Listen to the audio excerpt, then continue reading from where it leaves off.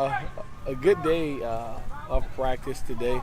Looks like we have some guys coming back. Stanley Dye will be with us. He's improving and will be back into the fold. So glad to see him back in the fold. We're still waiting on feedback from some of the other guys. Clayton Johnson, who was dinged up, and Tedrick McGee. So both are questionable, not out at this point, but both are questionable, and we're hopeful that we can get them. We'll know probably more after Wednesday, Thursday practice if their status.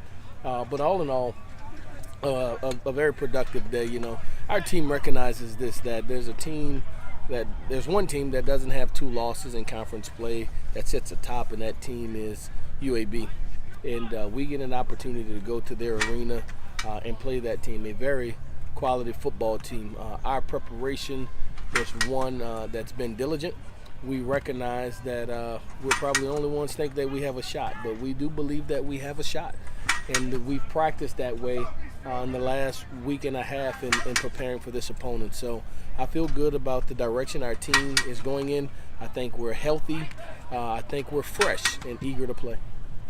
Coach, UAB has, an injury at quarterback, and their backup hasn't played a college game. How do you prepare for that?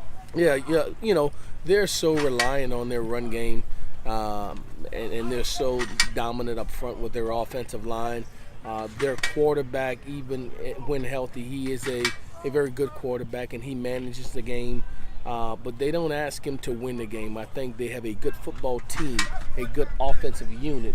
And so the quarterback certainly has a vital role in it, but he's complemented so well by those slot receivers, the big guys on the edge, and the three different running backs that run the ball for them.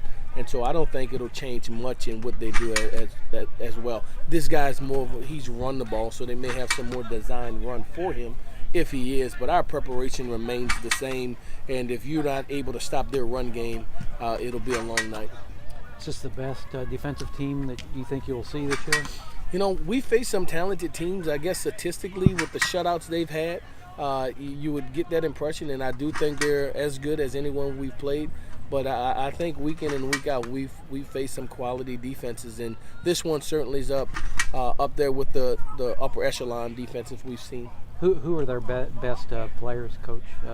27 and 99 have a lot of tackles. Yeah, 47, their nose tackle, he gets a lot of penetration.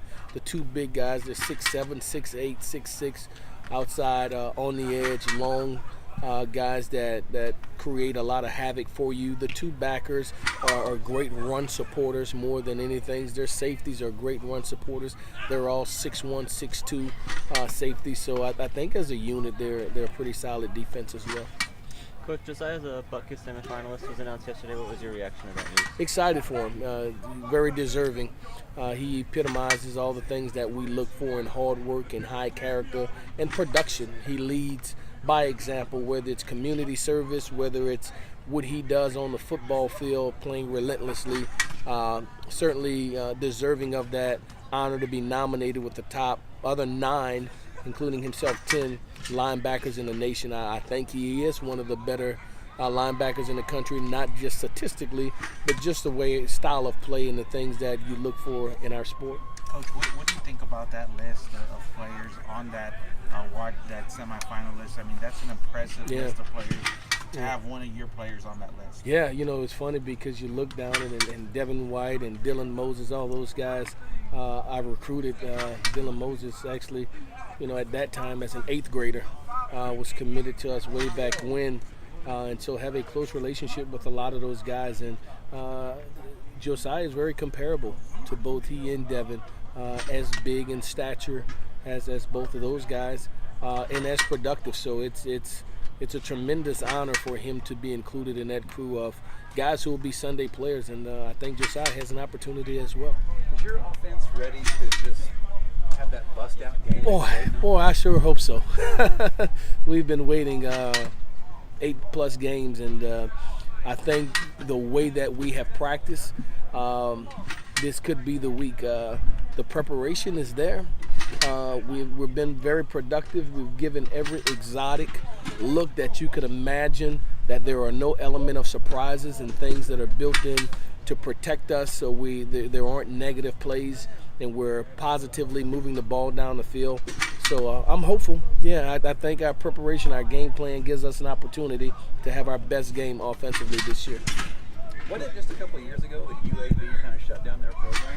And Yeah. how'd they get so good so quick again, do you think? Yeah, well, they recruited well, I would suppose, and they got some veteran guys that transferred in, and some guys who stayed on. But there again, we spoke about this yesterday. There's 14 six-year players, X amount of fifth-year players, and same with fourth-year players, and so they're a very veteran team because there was no penalty. One of the things the NC2A did was allow transfer without penalty to happen to allow them to get back in good grace, if you will, to be competitive, and it's worked to advantage. And Bill does a great job. He's a really good football coach. I've known him since he was at a high school football coach at Prattville and all that in Alabama, and he has consistently done a good job, and his staff has as well. How about Brendan Johnson on the injury front? Still don't know. We're not final on it yet. We'll probably know Wednesday or Thursday. He's one of those guys with CJ as well. Thank you, guys. Thanks.